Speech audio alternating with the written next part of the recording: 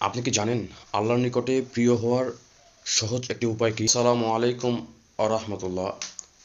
আপনি কি জানেন আল্লাহর নিকটে প্রিয় হওয়ার সহজ একটি উপায় কি?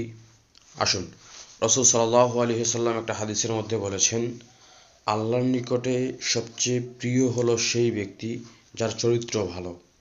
আমরা অনেকেই আছি ইবাদত করি, নামাজ আদায় করি, রমজান মাসে সিয়াম পালন করি, আরও অন্যান্য ইবাদতগুলো করি, কিন্তু মানুষের সাথে আমাদের আচরণ ভালো হয় না, আমাদের চরিত্র ভালো নয়, চরিত্র ভালো নেই আমাদের। তাই চরিত্র ভালো করার মাধ্যমে আল্লাহর কাছে প্রিয় হওয়ার একটা সুযোগ আছে। তাই আমরা চরিত্র ভালো করে আল্লাহর কাছে ভালো হওয়ার চেষ্টা করব।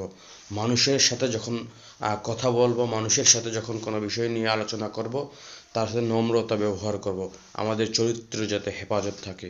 তাই আসুন আমরা আমাদের চরিত্রকে হেফাজত করে আল্লাহর কাছে ভালো হওয়ার চেষ্টা করব। আসসালামু আলাইকুম।